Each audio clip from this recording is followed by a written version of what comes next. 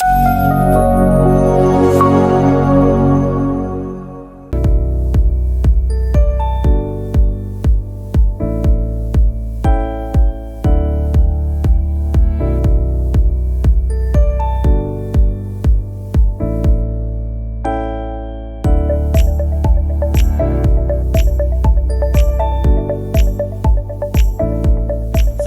warahmatullahi wabarakatuh. Bertemu lagi bersama saya Taufik Andrisanto, calon guru penggerak angkatan 9 dari Kabupaten Bengkulu Utara.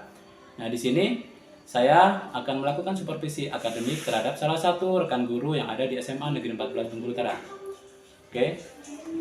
Di sini sudah bersama saya Bapak Reno selaku guru biologi di SMA Negeri 14 Bengkulu Utara. Assalamualaikum Pak Reno. Waalaikumsalam warahmatullahi wabarakatuh. Apa kabarnya hari ini? Alhamdulillah sehat. Sehat selalu ya Pak ya. Semoga kita selalu diberi kelancaran untuk Amin. melaksanakan kegiatan yang akan kita laksanakan di sekolah kita tentunya Pak ya. Amin. Oke. Nah, di sini saya akan melaksanakan supervisi akademik terkait dengan pembelajaran di kelas yang akan dilaksanakan oleh guru, yaitu Pak Reno dalam pembelajaran biologi di kelas. Oke, kita langsung saja.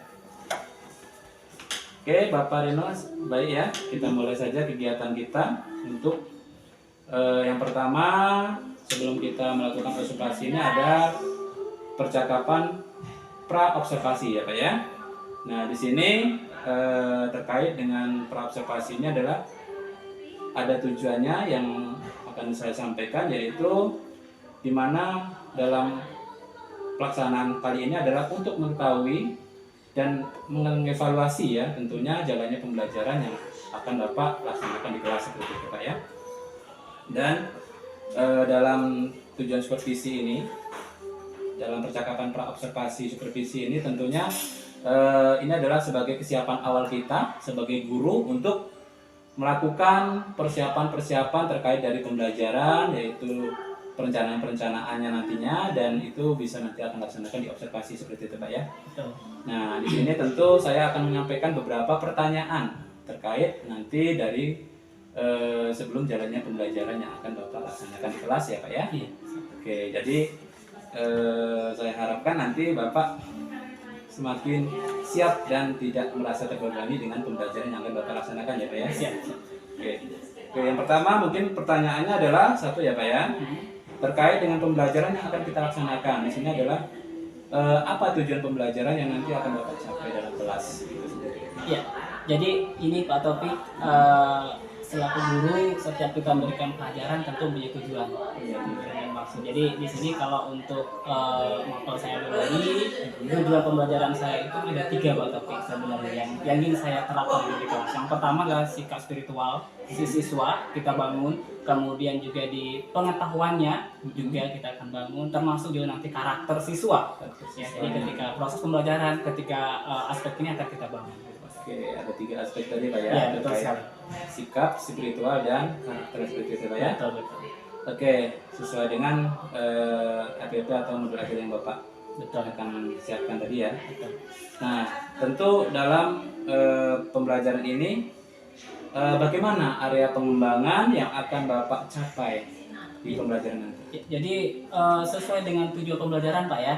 Jadi untuk area pengembangan itu yang saya sesuaikan dengan tujuan dari RPP yang sudah saya susun itu yang pertama di pengetahuan dan juga di keterampilan. Jadi kedua itu memang harus disinkronkan seimbang. Pengetahuan dan keterampilan ya. Ya betul. Oke. Tentu dalam pelaksanaan pembelajaran nanti ya, ini kan kita perlu rancangannya seperti itu Pak ya. Betul. Nah, bagaimana rancangan pembelajaran yang akan Bapak terapkan di kelas nantinya? Yaitu terkait mungkin nanti ada strategi, pendekatan, atau model, atau metodenya seperti itu Pak. Jadi sebenarnya untuk pendekatan pembelajaran itu harus kita sesuaikan dengan materi yang kita harus berikan. Jadi tidak semua model itu bisa kita pakai setiap materi itu. Jadi untuk materi yang ini di sistem rangka ini saya menggunakan strategi diskoferensiasi yang terintegrasi dengan PSE seperti itu. Kemudian untuk pendekatannya saya menggunakan pendekatan konstruktivisme di mana nanti guru bertindak sebagai fasilitator yang mengarahkan siswa. Kemudian untuk metodenya sendiri saya menggunakan diskusi Pak. Nanti ada tanya jawab. biar nanti ada interaksi antara guru dan siswa ataupun siswa dengan yang teman yang lainnya. Jadi pembelajarannya, ya, jadi pembelajarannya tidak satu arah, Pak. Kemudian untuk modelnya saya menggunakan model problem basis learning atau PBL. Gitu, Pak Taufik. Oke, jadi rancangan pembelajaran yang akan Bapak terapkan nanti di kelas ya, itu strateginya nanti akan menggunakan pembelajaran berdiferensiasi dengan integrasi pembelajaran sosial emosional ya. Betul, betul. Kemudian pendekatannya adalah dengan menggunakan konstruktivisme, yaitu pembelajaran yang guru sebagai fasilitator seperti itu Pak ya. Betul. Dan model pembelajarannya adalah menggunakan problem based learning ya Pak ya. Betul. Dengan metode pembelajaran yaitu menggunakan diskusi dan tanya jawab ya. Oke. Nah, terkait dengan pembelajaran tersebut Pak, bagaimana media pembelajaran yang akan Bapak gunakan di kelas nantinya? Ya, jadi kalau media, karena kita menggunakan model PBL, jadi kita mengintegrasikan model pembelajaran itu dengan IPEK Pak ya, dengan teknologi. Nah, jadi untuk medianya saya menggunakan nanti video Pak ya, video yang akan saya berikan. Kemudian ada gambar nantinya, ya, gambar-gambar, dan juga nanti ditunjang dengan buku paket dan literatur yang nantinya akan saya persilahkan untuk siswa untuk mencari literatur di internet. Gitu. Oke, berarti menggunakan media pembelajarannya adalah video pembelajaran, gambar-gambar, gitu, kemudian bahan ajar buku paketnya, ya, kemudian sumber bahan bacaan lainnya yang ada di internet ya, salah satunya Pak ya. Oke. Nah, terkait itu tentu dalam pelaksanaannya Pak ya, ini kapan akan Bapak laksanakan pembelajaran tersebut Pak? Ya, insya Allah ini untuk materi ini di rangka tubuh ini saya akan terapkan sesuai dengan jadwal yang ada di RPP saya Pak Taufik ya. Itu 2 jam mata pelajaran, jadi 1 kali pertemuan itu hari Sabtu besok Pak. Sabtu besok ya? Besok. Oke, jadi hari Sabtu besok kegiatan belajar dalam pembelajaran mapel IPA biologi ya. Ini akan kita laksanakan ya Pak ya? Iya, benar. Dan tentu ini adalah akan saya informasikan ke Bapak ya terkait dengan pelaksanaan pembelajaran. Nanti saya akan mencatat atau mengikuti Bapak untuk mengobservasi atau mengamati ya Pak ya. Dari kegiatan pembelajaran yang ada di kelas Bapak itu tadi. Nah, tentu dalam observasi ini nanti ya kegiatannya akan saya catat, dan kemudian nanti setelah selesai kita akan ketemu lagi dalam percakapan kembali dalam pasca observasi ya Pak ya. Oke, siap Pak. Dan nanti saya akan mau mendengarkan bagaimana hasil dari pembelajaran yang Bapak laksanakan di kelas ini tadi. Nah, tentu dari pembelajaran hari ini ya Pak ya, dari pertemuan kita hari ini, perjumpaan kita dan percakapan hari ini, kira-kira apa yang bisa Bapak dapatkan dari Jadi dari percakapan kita ini sebenarnya menarik nih Pak Taufik ya, karena menarik menurut saya ya, ini demi kebaikan anak-anak juga, demi optimalnya kita mengajar di kelas. Jadi yang pertama yang bisa saya ambil dari percakapan kita ini, setiap guru itu harus mempunyai perangkat pembelajaran ketika mau mulai aktivitas KBM-nya, kegiatan belajar mengajarnya itu. Nah, dari situ nanti kita bisa menentukan model yang akan kita gunakan apa, metodenya apa, termasuk medianya nanti yang tepat itu apa, sesuai dengan materi yang akan kita sampaikan. Itu bentuk metode. Jadi terkait media-media pembelajaran harus kita lengkapi semua. Betul. Dan kita bisa dapatkan dalam pembelajaran kita tuh perlu menyiapkan segala satunya terkait dengan perangkat ajar gitu ya Pak ya. Oke. Tentu dari percakapan kita hari ini kita bisa mendapatkan solusi seperti itu Pak ya. Bapak sudah bisa mempersiapkan semuanya, nanti observasi kegiatan di kelas itu Bapak akan melaksanakan pembelajaran di kelas dengan sesuai dengan perencanaan ya, rencana pelaksanaan pembelajaran itu Pak ya. Oke, mungkin situ aja Pak ya kita dalam percakapan hari ini, dan nanti kita akan ketemu lagi di observasi di kelas ya, dalam proses pembelajaran yang Bapak lakukan di kelas, dan nanti akan kita ketemu di percakapan pasca setelah observasi Pak ya. Siap. Oke, terima kasih ya Pak Reno. Terima kasih Pak Taufik. Assalamualaikum warahmatullahi wabarakatuh ya Pak. Waalaikumsalam warahmatullahi wabarakatuh. Oke, terima kasih. Oke, demikian percakapan pra observasi terkait dengan kegiatan pembelajaran yang akan dilaksanakan di kelas oleh salah satu rekan guru saya yang ada di sekolah SMA Negeri 14 Bengkulu Utara. Dan nanti kita akan ketemu lagi di observasi di kelas ya, seperti itu. Dan demikian dari saya, ya, Taufik Andi Syanto, calon guru penggerak angkatan 9 dari Kabupaten Bengkulu Utara, dalam percakapan pra-observasi berikut. Terima kasih. Saya Eri, wassalamualaikum warahmatullahi wabarakatuh.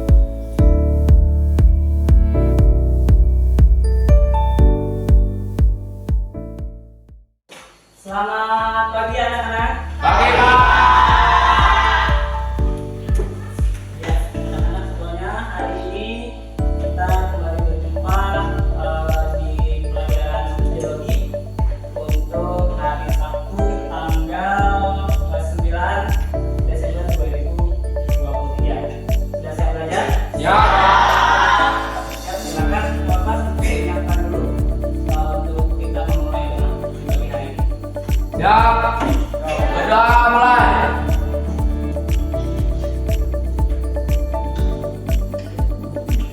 Berdoa selesai. Bersalam kepada guru.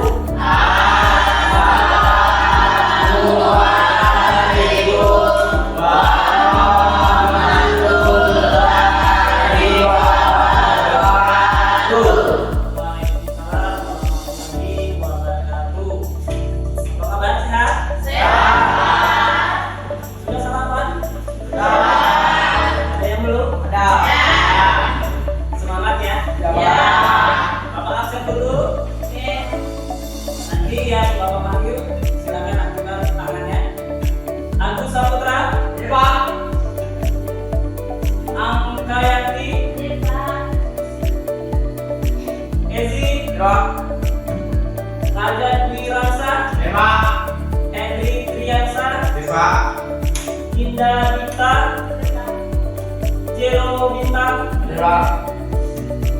Nevita Jumati, Reki, Sesi Jenevi, Seska Wika Kami,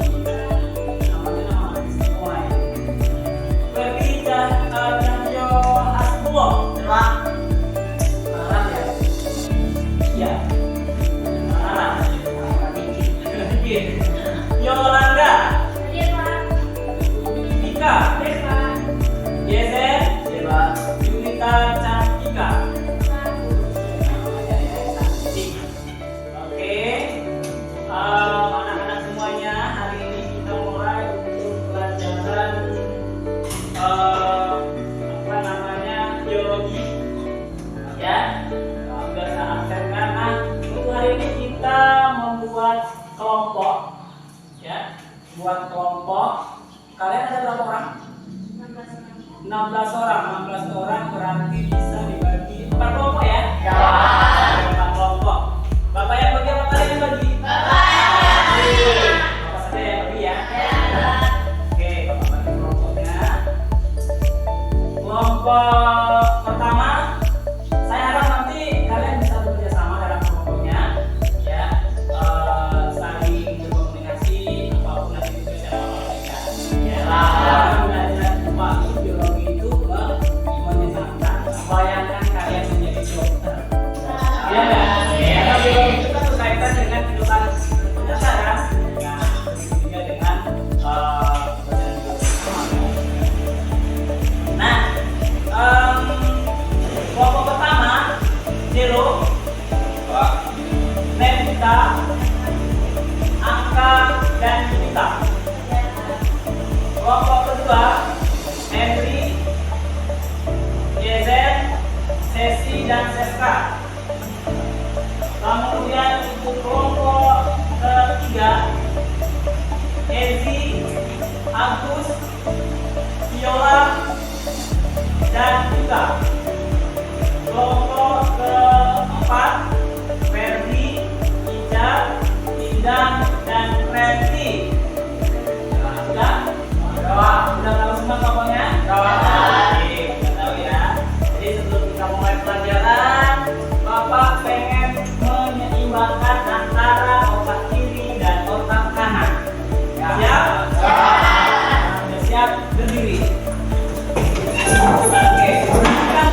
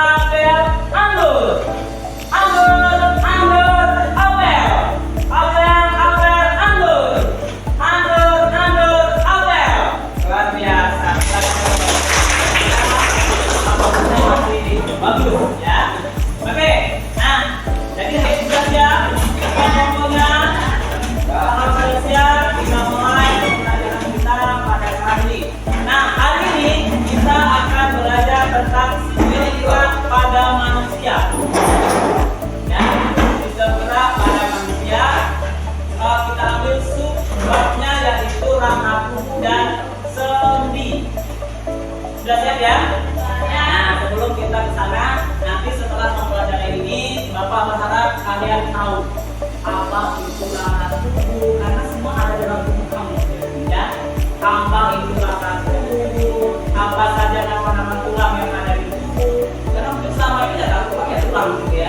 Jadi kalian pernah nggak memakai pakaian yang tidak ada tulangnya, yang nggak ada besinya? Bisa nggak dibentak? Bisa. Jadi dari sana kita tahu kan ternyata bentuk tulang-tulang atau besi-besi yang ada pada payung itu fungsinya adalah membentuk dari payung itu sendiri. Coba lihat kalau apa nanti yang kita bilang maka atas payung itu terbawa itu sudah tidak terbentuk. Nah itu dia. Nah dari sana jadi tahu ya, jadi fungsi tulang itu yang pertama adalah sebagai apa dan rangka, membentuk rangka tubuh. Ya, kemudian sebagai apa lagi? Menegakkan tubuh. Jadi kita bisa tegak seperti ini karena ada rangka. Bayangkan kalau kita nggak punya tulang-tulang rangka, ya, lo silakan roboh semua sama dengan rumah yang tidak ada rangka. Maka semuanya akan roboh. Seperti itu, ya. Nah, dari sana dapat kita simpulkan bahwa rangka tubuh itu fungsinya adalah sebagai penopang berat badan, sama dengan rumah tadi. Atap itu adalah beratnya, rangka rumah adalah tulangnya. Tanpa ada dalam rumah, maka yang di atas tidak akan bisa dipasang. Sama dengan kita.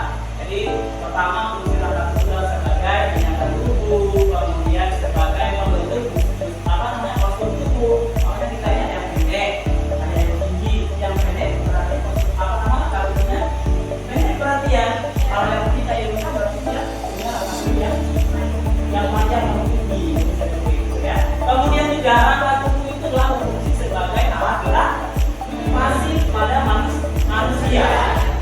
Ya. Kemudian rangka tubuh juga sebagai tempat melekatnya otot. Nih, nah itu sudah merupakan otot. Karena otot merupakan salah satu alat gerak yang aktif. Ya, karena yang menggerakkan tulang rangka tubuh itu kan otot. Atas sensor dari sistem saraf. Kamu pernah lihat nggak tengkorak bisa jalan?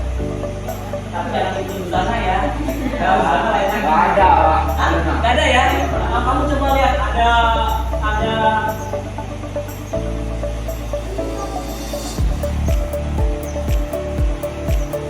apa namanya tengkorak yang berjalan.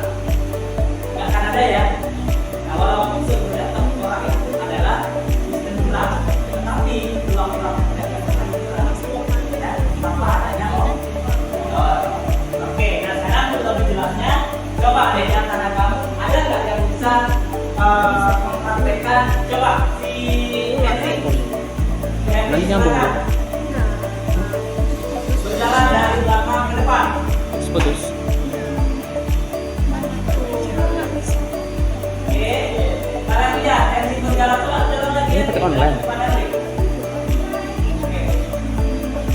Kemudian balik lagi ke belakang. Sambungkan. Nah, kenapa Henry bisa berpindah tempat?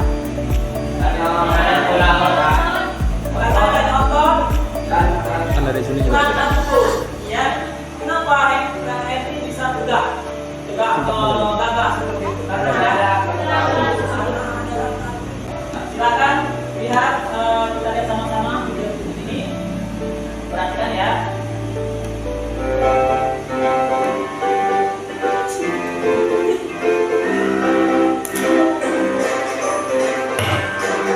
Halo adik-adik, apa kabar semuanya? Masih tetap sehat selalu ya? Ketemu lagi masih dengan Kak Febri di channel Sigma Smart Study. Sinyalnya nggak ada, Pak. Kita akan belajar materi biologi untuk kelas 11, yaitu sistem gerak. Tapi sebelumnya, untuk yang belum subscribe, yuk di subscribe channelnya, lalu like, share video kepada teman-teman kalian semua ya. Sampai layar nyata.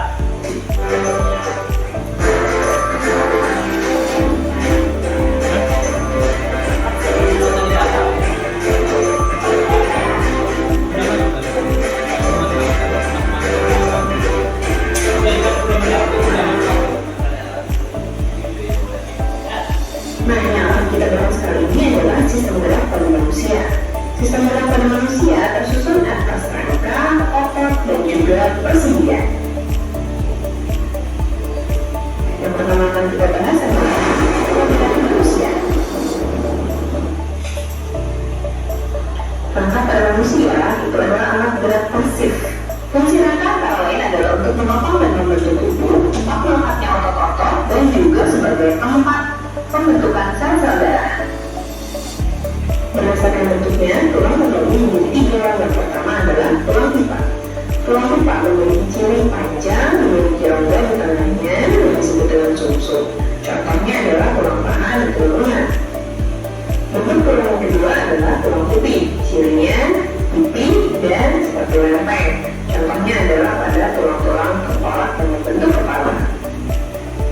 Bentuk yang ketiga adalah tulang pendek.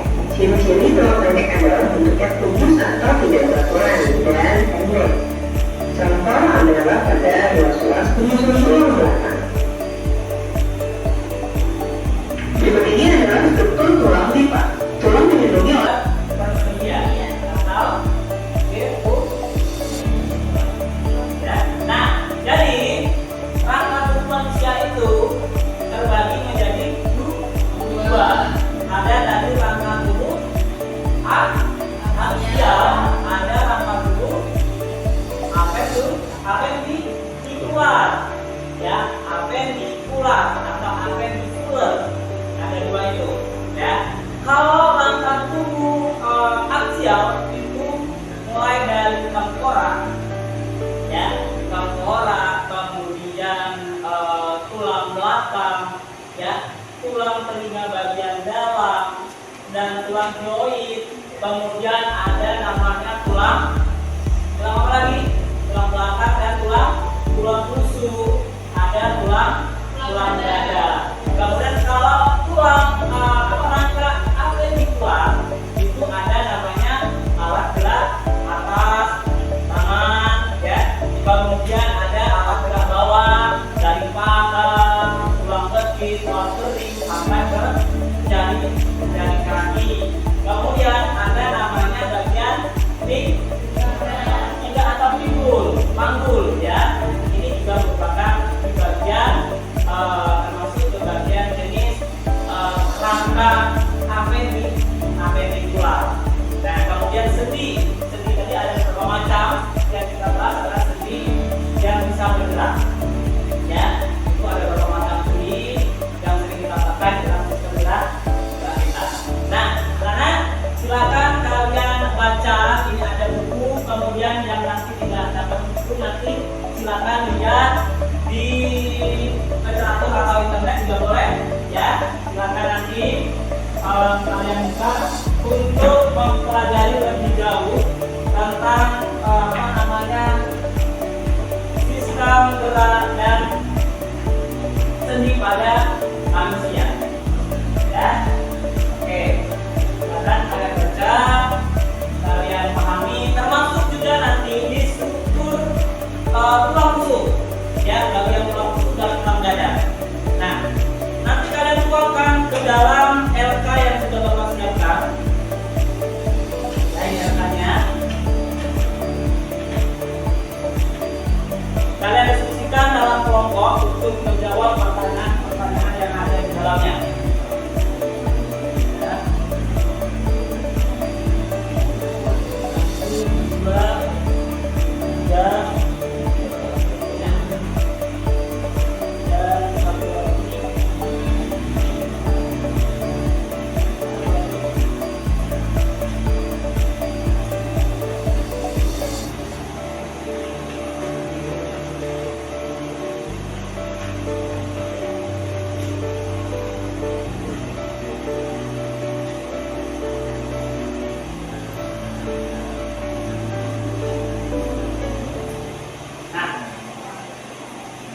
Silakan kalian kerjakan, baca dulu petunjuknya untuk pengisian hal itu, ya, dibaca bagus-bagus, kemudian kalian isi dan kalian cari di buku ada, di internet ada, di sini dalam website saja. Silakan tulis di sana.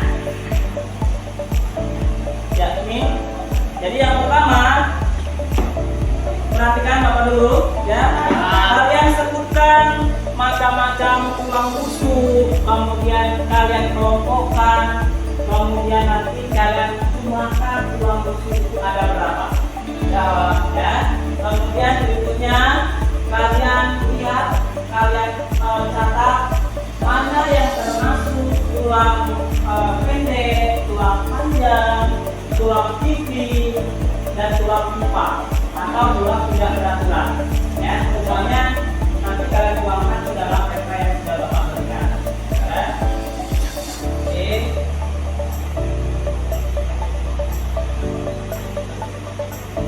Silakan kerjakan. Ya. Kenapa kita ini bisa bergerak? Karena kan tulang kita kan tulang keras nih. Tapi kita bisa bergerak. Kenapa bisa bergerak? Seharusnya yang keras yang aku tidak bisa bergerak ya. Coba lihat kayak bambu, kursi itu kan keras semua cuma. Tapi kita tidak bisa bergerak. Berbeda halnya dengan sistem gerak pada manusia. Ya.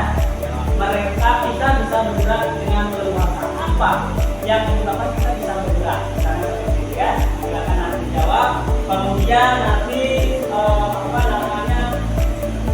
Bagaimana kalian melakukan aktivitas sehari-hari yang menggunakan alat atau tangan kalian untuk melakukan aktivitas sehari-hari. Akan kalian jelaskan dan dibawakan di dalam tema itu. Ya, nanti Bapak minta kalian maju untuk mempresentasikan di depan hasil dari diskusi kelompok kalian. Ya,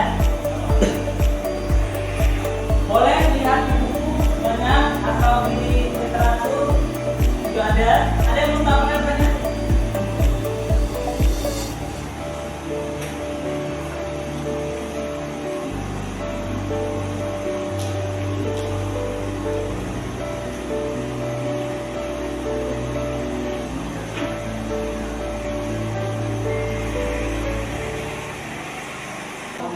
Sudah ada, boleh lihat. Ini video bila Ya, tadi yang ini gimana?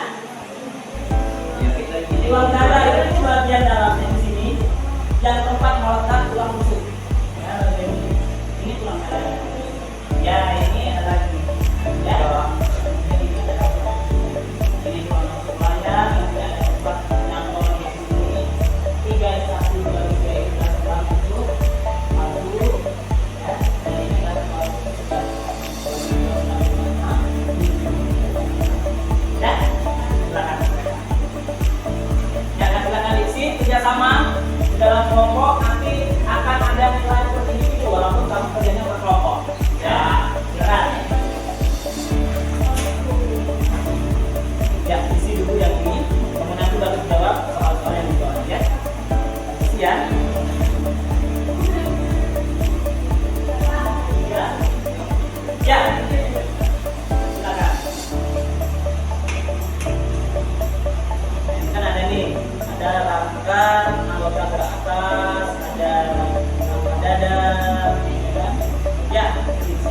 Silakan nanti dibagi supaya nanti bisa bekerja sama, ya.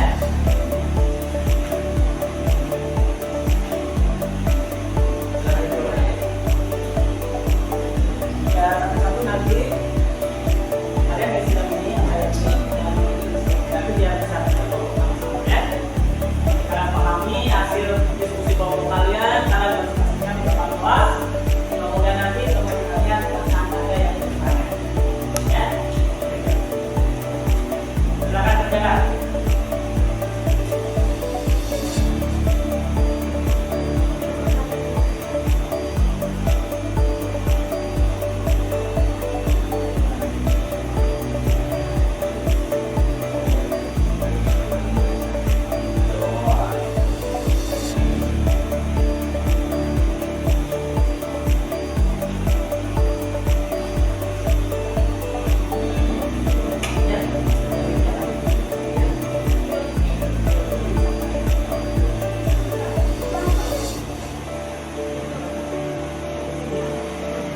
Ada penanya.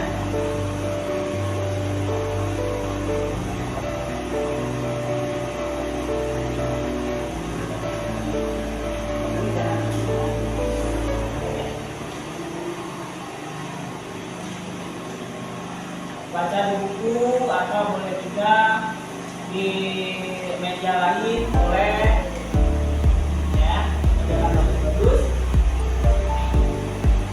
ya, ya.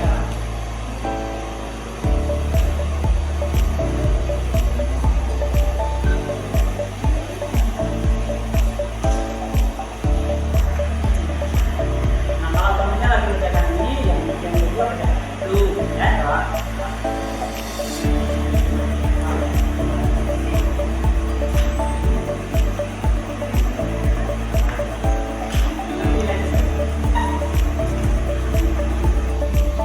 Silakan, Bapak saya simak dulu sih untuk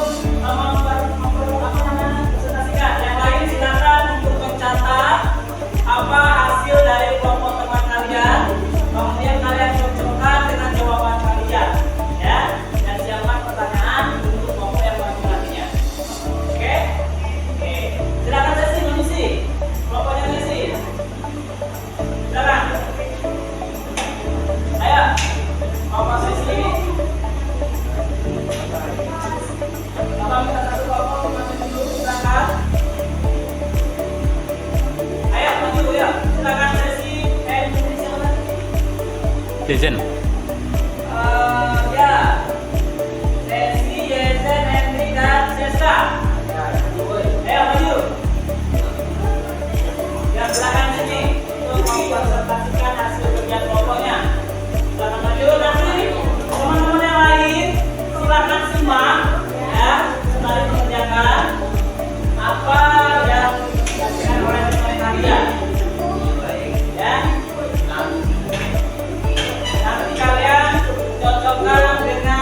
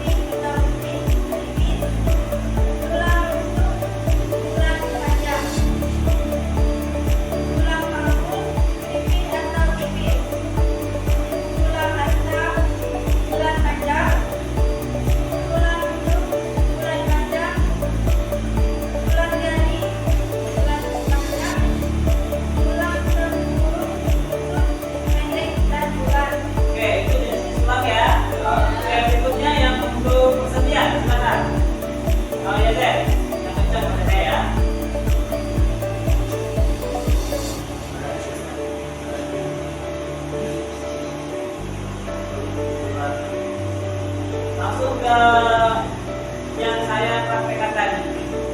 Kalau kita mengambil maka yang seperti itu, ya.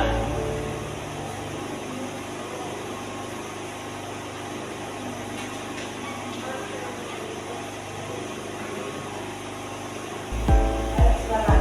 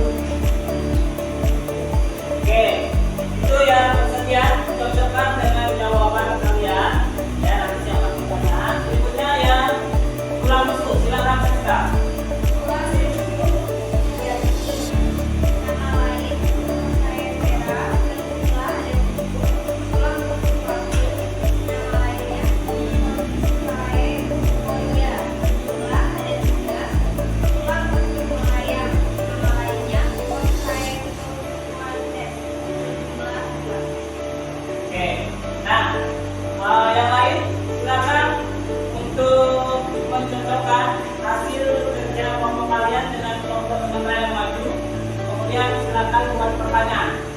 Ya. Ya. Kira-kira ada yang ingin ditanyakan nggak? Siapa yang ikut tanya? Ya, Jero. Catat di sini, sebentar Jero ya.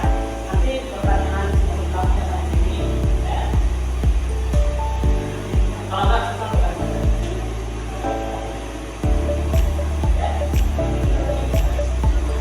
Ya. Nah, catat. Persendian apakah yang dapat bergerak bebas? Jelaskan dan berikan contohnya. Apa pertanyaannya? Persendian apakah yang dapat bergerak bebas? Jelaskan dan berikan contohnya. Ya. Catat dulu. Apa? Ulangi lagi dulu. Persendian apakah yang dapat bergerak bebas? Jelaskan dan berikan contohnya. Yang apa yang bagus keseluruhan ya? Ya, silakan dijawab. Silakan dijawab. Kemudian dapat bergerak bebas, yaitu sendi diartrosis. Setelah sendi dapat digerakkan bebas. Sebab sendi diartrosis adalah sendi pada siku, tulang-tulang pergelangan tangan dan pergelangan kaki. Nah, jadi sendi yang bisa bergerak bebas itulah di pergelangan tangan, ya, di tubuh.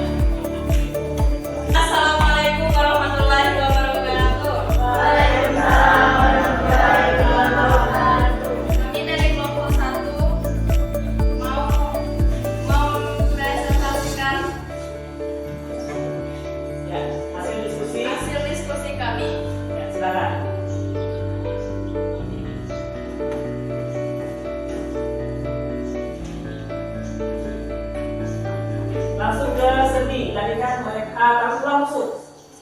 Ya, tulang rusuk dan sendi. Tadi rangka tubuh sudah. Sekarang tulang rusuk dan sendi. Tulang rusuk ya, tulang rusuk silakan. Perhatikan yang lainnya untuk mempersiapkan pertanyaan.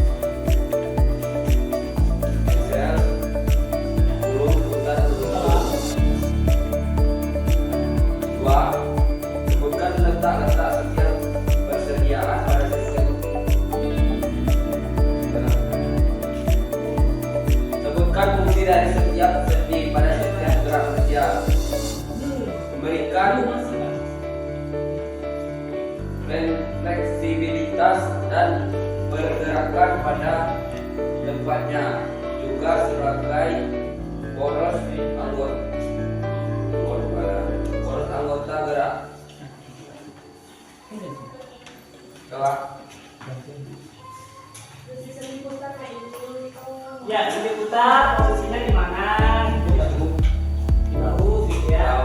Oke, ada yang ingin ditanyakan? Silakan kelompok lain yang ingin bertanya silakan. Ya, Indah, silakan. Tentang apa Indah? Sendi apa tulang rusuk? Persendian, silakan kasihkan pertanyaannya. Persendian manakah yang dapat digerakkan paling leluasa? Persendian apakah yang paling Dapat digerakkan ya leluasa. yang bisa digerakkan secara leluasa? Persendian apa?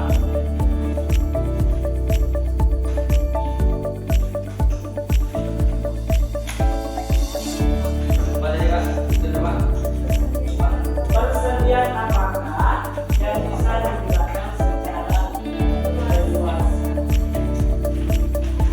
Kenapa? Ada? Dicatat nggak tadi? Ada nggak kalian diskusikan? Ya, silakan.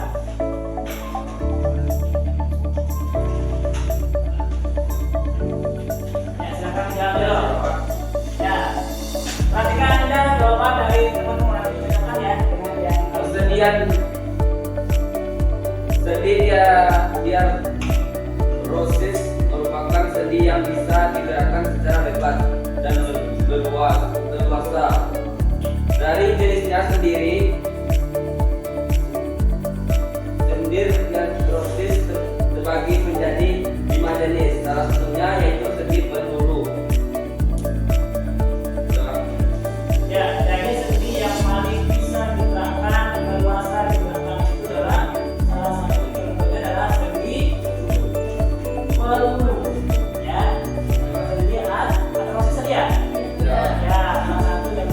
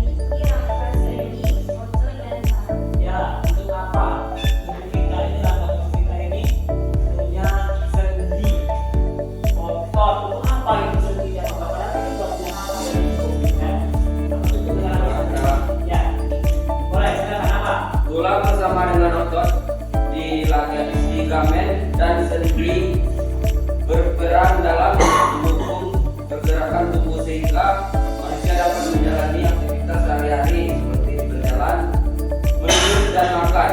Dengan adanya sistem rangka yang baik, manusia dapat bergerak dengan nyaman. Nah, jadi itu ya. Jadi kenapa kita ini perlu otot sendi? Gitu ya. Karena tadi rangka tubuh itu kan dia merupakan sistem gerak pasif.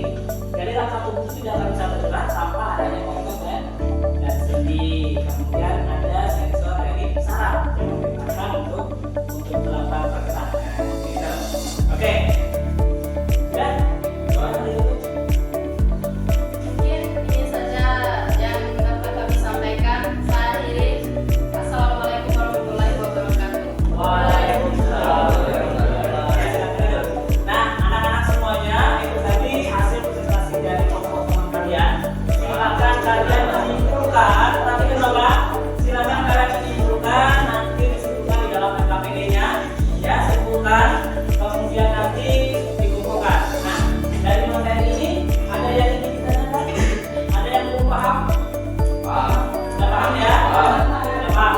Jadi, Bapak ambil kesimpulannya adalah sistem gerak badan manusia itu terdiri dari rangka tubuh, otot, dan sendi. Nantinya akan terkoneksi ada sensor ke sistem saraf.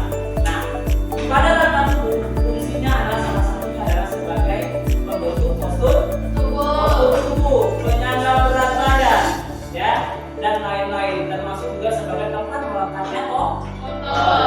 Nah, itu dia. Nah, kemudian otot ini bisa bergerak atas sensor dari sistem saraf. Nah, pada manusia juga terdapat sendi, di mana sendi ini nanti bisa berguna untuk membantu kita untuk melakukan kegiatan sehari-hari, ya. Jadi itu. Kemudian sistem rangka itu terbagi menjadi dua tadi ya. Ada rangka aksial dan rangka apendikular. Nah, itu jadi rangka. Rangka apendikular itu adalah rangka alat gerak atau rangka pelengkap, sedangkan rangka aksial itu adalah rangka sumbu, ya. Jadi ada sumbunya, kalau ada sumbunya ya. Oke anak-anak, kalau sudah paham, silakan nanti kalian buat kesimpulan dari materi yang sudah kita sampaikan hari ini, ya.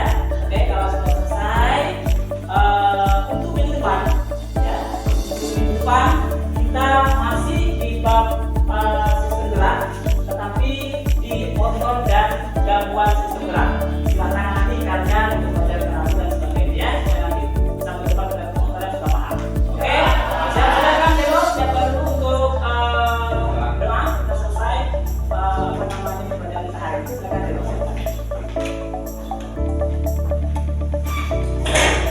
Ya, berdoa mulai.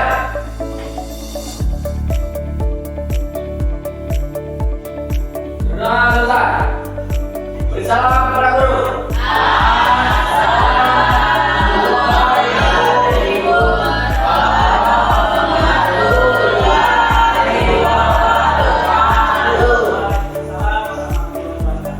Oke, silakan istirahat.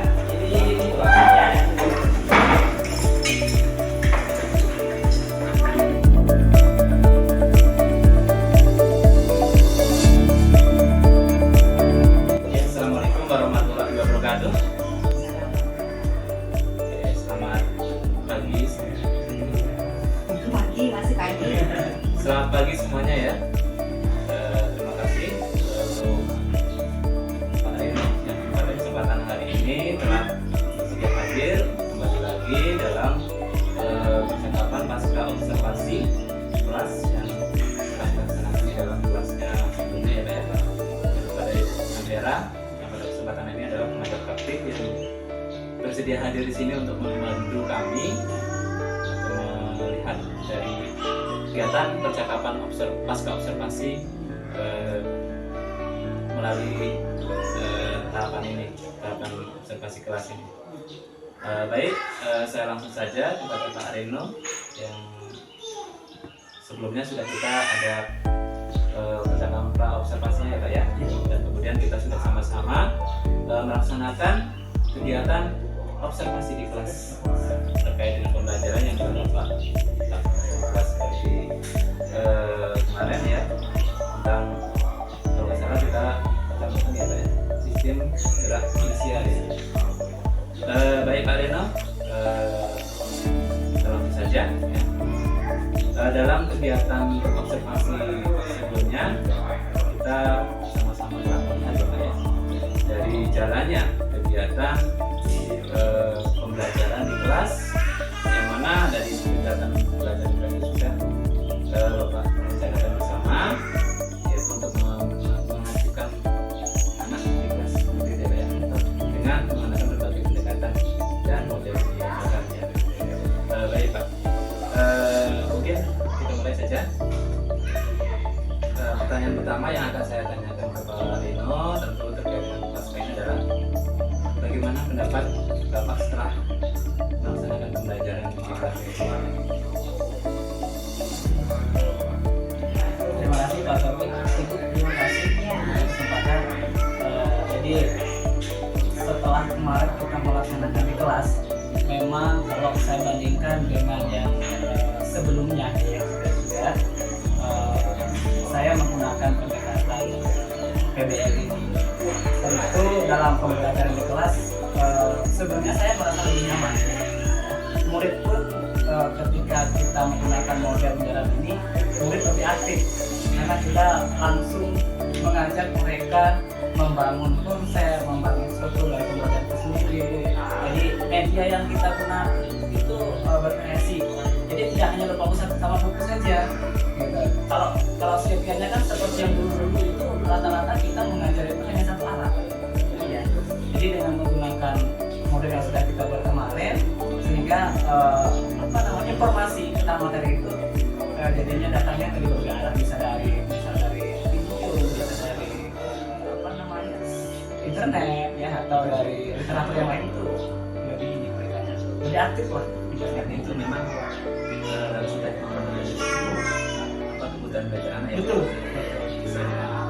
Anak bukannya yang memang kemarin kita kan ada anak yang punya visual sudah Ya, visual yang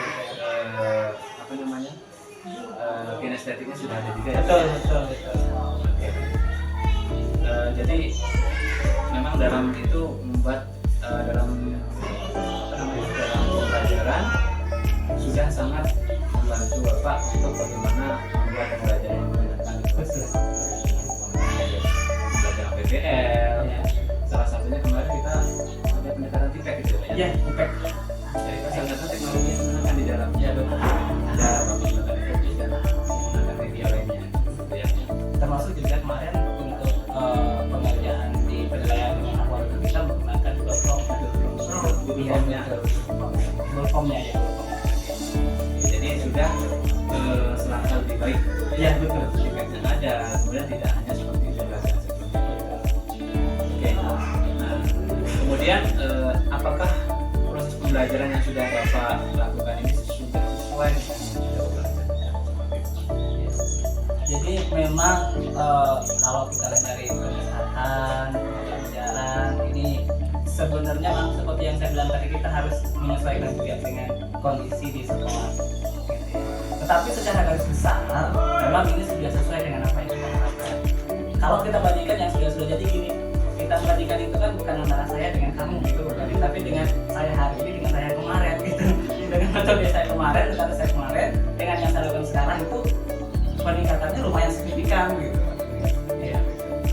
Berarti ada ibaratnya peningkatan pembelajaran yang baik. Iya, betul. Di kelas, kemudian dengan model yang sekarang yang digunakan itu lebih menarik dan Betul. Semua lebih antusias lah dibandingkan kita dengan metode yang sama. Oke. Nah, tentu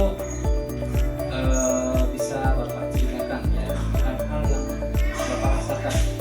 Ini adalah dalam pelajaran yang telah Bapak rasakan.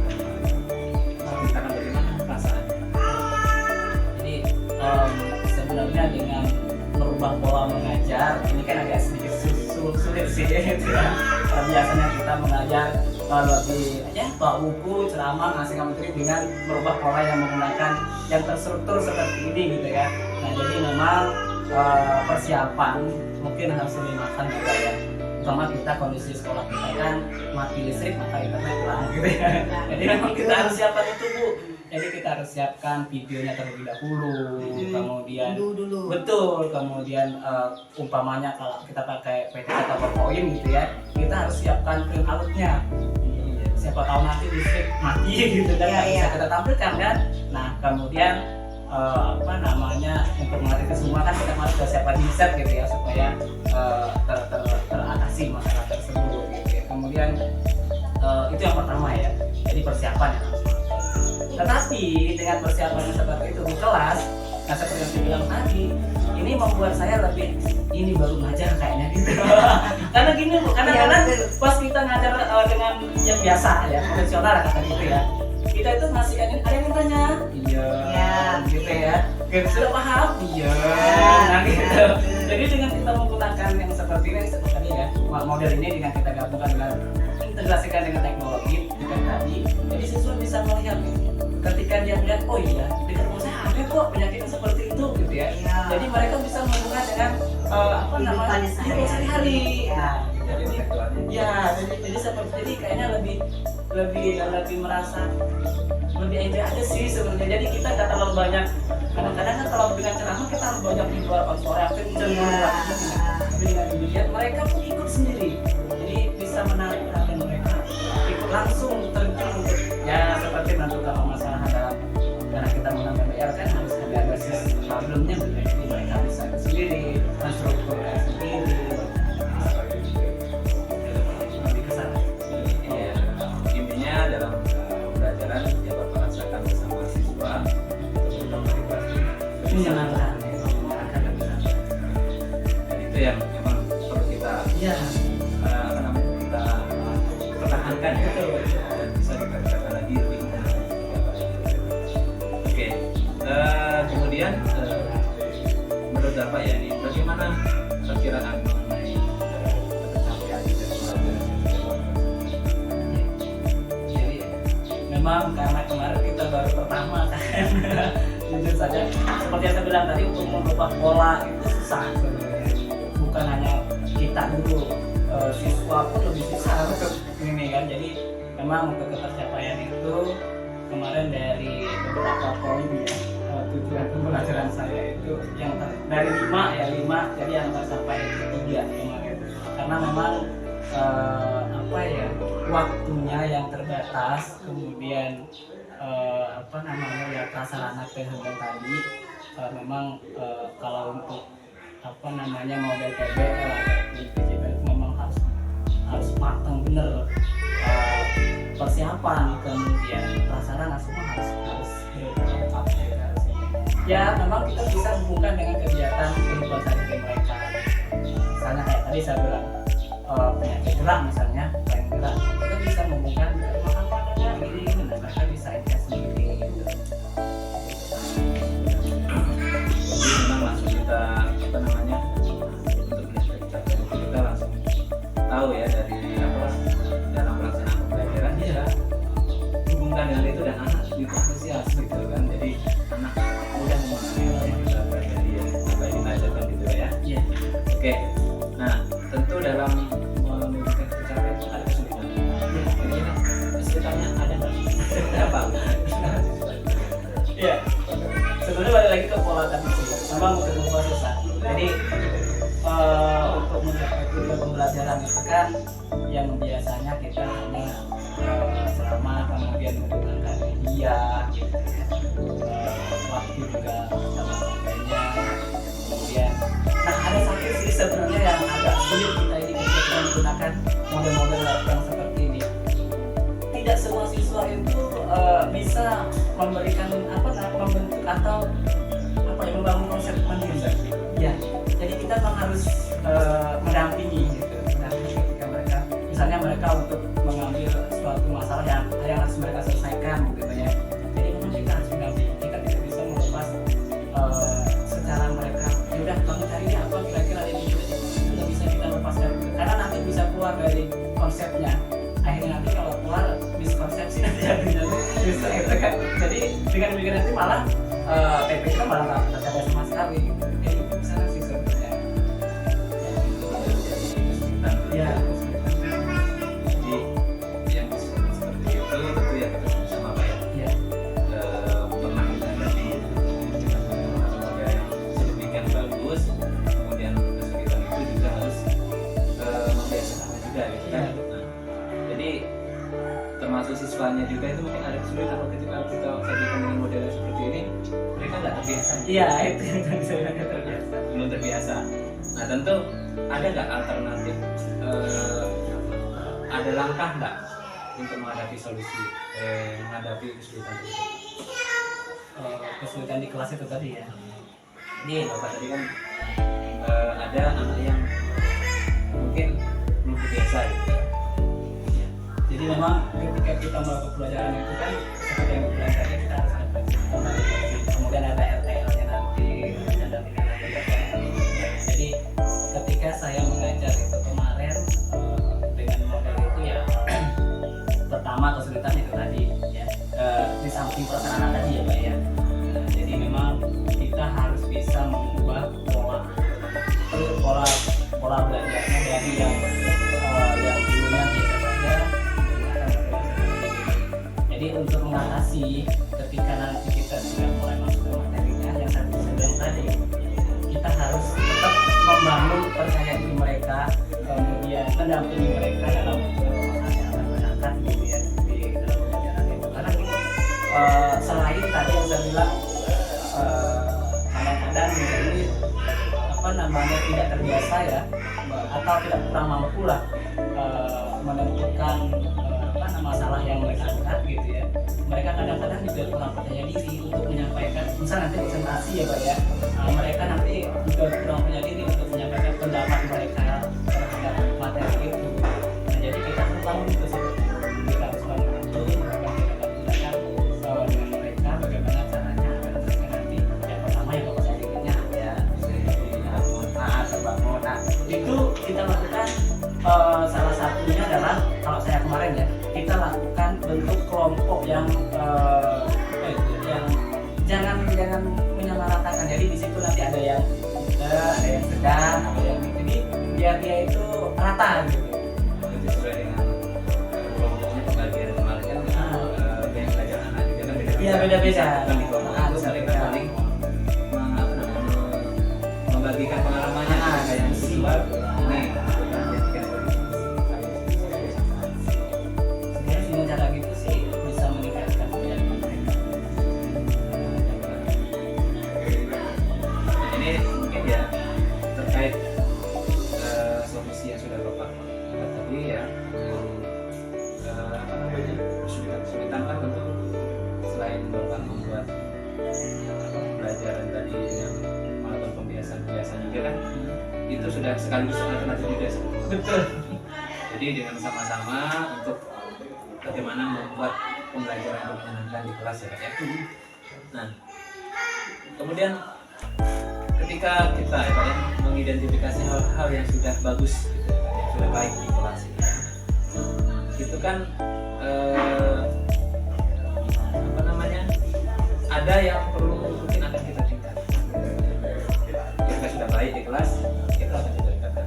Nah, menurut Bapak kira-kira apa yang akan Bapak atau gini ya, apa yang Bapak akan tingkatkan atau apa yang akan Bapak pertahankan dari pembelajaran yang sudah Bapak lakukan sebelumnya? Ini memang dengan melakukan hal yang seperti kita lakukan kemarin ini, seperti saya bilang tadi, memang sedikit sekali perubahannya dan ini perlu kita pertahankan gitu ya. Jadi untuk meningkatkan itu sebenarnya nggak bisa satu guru sih ya. Kalau hanya guru biologi saya saja, saya yakin deh nanti dengan berjalan nanti akan balik lagi. Jadi memang kita kolaborasi dengan rekan-rekan sejawatnya memang perubahan yang meningkatkan supaya nanti proses pembelajaran di kelas itu sesuai dengan apa yang kita harapkan. Minimal ya kalau standar kita D plus lah gitu. Jadi begini ya, memang kita harus berkolaborasi dengan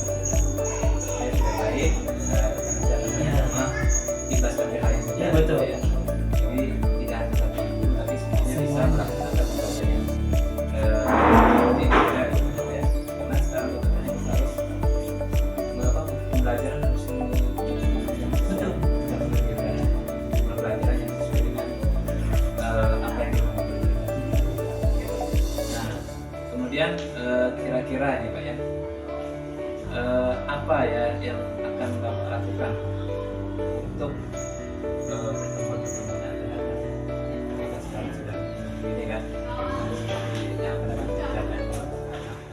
Jadi memang yang baik harus dipertahankan gitu ya Pak ya. Yang orang baik kita tingkatkan lagi gitu ya. Itu memang harus. Jadi setelah saya bandingkan sebelumnya ya, kita lihat yang sudah dengan yang kemarin kita lakukan, hal-hal seperti ini hanya perlu ditingkatkan.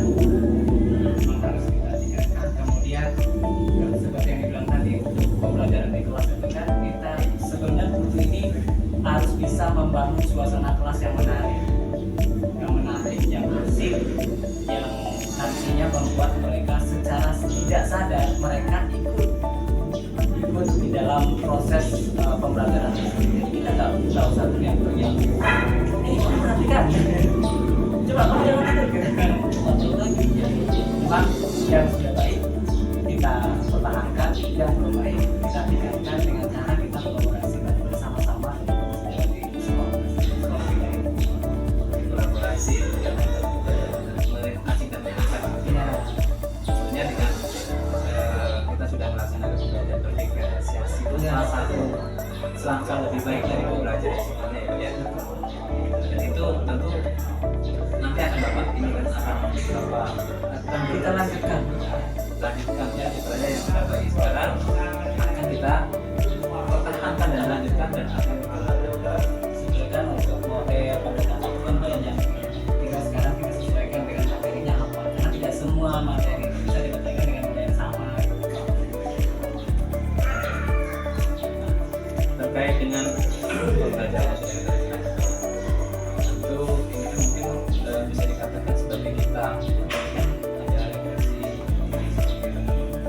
dan itu sudah Bapak laksanakan di kelas ya kan, yang saya lihat dalam pembelajaran ya. Nah ini yang menurut saya sebagai guru ya, perlu merefleksikan apa yang kurang, apa yang sudah baik. Jadi kalau saya yakin guru itu tidak ada yang sempurna. Ya. Jadi menurut Bapak, menurut Bapak kira-kira asik kita sama-sama refleksi lah ya Ya. dari pembelajaran yang sudah kita laksanakan atau apa itu. Bapak bisa refleksikan diri Bapak sebagai guru. Cuma yang harus kita revisi bukan hanya kita revisi saja sih, semua mulai dari perangkat pembelajaran kita itu kita refleksi juga seharusnya dari sana. Perangkat pembelajaran kita refleksi, misalnya kemarin nih kalau kita lakukan dari YouTube, kalau story seperti apa nanti gitu ya. Jadi kita refleksi, kemudian nanti asesmen kita, penilaian kita ke anak kan bisa juga refleksi juga gitu. Kemudian refleksi tentang memberi semangat kepada anak, bagaimana kalau sebagian apakah menyenangkan atau enggak, itu juga termasuk refleksi juga. Jadi memang semua itu memang harus kita refleksikan.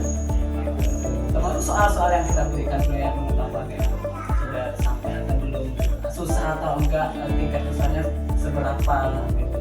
Itu biasanya siswa sih yang diinginkan kan mereka refleksikan.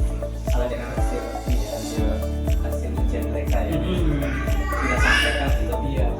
Jadi yang sama dari itu direfleksikan. Jadi dari kegiatan refleksi percakapan pasca observasi ini bisa kita lihat ya Pak ya, kita sama-sama ambil sisi pentingnya, sisi positifnya bahwa pembelajaran yang sudah Bapak laksanakan ini sudah sebagian besar ini adalah terkategori terbaik gitu ya. Jadi juga dalam kegiatan pembelajarannya, kemudian di juga penerapan pembelajarannya memenuhi kebutuhan siswa sesuai dengan kebutuhannya, kemudian juga sudah menggunakan berdiferensi seperti itu. Dan itu yang bisa meningkatkan keaktifan dan pembelajaran yang meningkatkan serta percaya diri sosial juga dalam pelajaran ya. Oke. Nah tentunya dari pembelajaran yang sudah Bapak laksanakan, ini mungkin saya akan sendiri, di mana saya mengucapkan terima kasih kepada Bapak yang sudah mendengarkan saya sebelumnya ketika observasi kemarin, yaitu Bapak merencanakan pembelajaran. Tujuannya adalah untuk membuat anak senang, membuat anak itu percaya diri, membuat anak itu semakin minat dengan pembelajaran, dengan meningkatkan kemampuan praktikan siswa di kelas seperti itu ya Pak ya. Nah tentunya saya sendiri mengucapkan terima kasih kepada Pak Reno yang sudah membantu dari kegiatan kita ini masing-masing. Dan kemudian untuk saya mungkin untuk menyarankan dari kegiatan yang kita sudah laksanakan ini mungkin kegiatan yang sudah baik, yang sudah kita laksanakan dengan baik, ini seperti itu Pak, akan mempertahankan. Nah itu yang salah satu yang akan saya tekankan, dipertahankan, kemudian akan meningkatkan pembelajaran yang sesuai dengan kebutuhan anak. Dengan terserah mau model belajar apapun itu, dan itu harus memang kebutuhan belajar anak terpenuhi seperti itu ya Pak ya. Dengan yang sekarang ini kita harus ada belajar yang berbasis, belajar sesuai dengan karakter berbagai macam. Oke, terima kasih untuk Pak Reno ya Pak ya, yang sudah menyampaikan atau memberikan jawaban dari pertanyaan kelas. Mungkin itu saja yang bisa saya sampaikan untuk kegiatan masa observasi, dan pada daerah mungkin ada yang mau ditambahkan atau apa untuk kegiatan masa observasi kita. Boleh ditambah. Waktu kita lakukan UAM kali ini siswa senang, gurunya yang capek. Jadi memang tuntutan sekarang Merdeka Belajar kita harus benar-benar aktif, siswa senang, kita juga harus rela berinovasi dan mewujudkan pembelajaran yang kita. Seperti itu ya Mam ya. Ya. Oke, terima kasih Mam ya udah Oke, terima kasih. Mungkin itu saja dari percakapan pasca observasi dari kami. Ya, saya selaku guru penggerak, calon guru penggerak angkatan 9 Taufik Anisanto dari SMA Negeri 14 Putra mengucapkan terima kasih kepada semuanya yang mendukung dan juga. Terima kasih. Saya akhiri. Wassalamualaikum warahmatullahi wabarakatuh.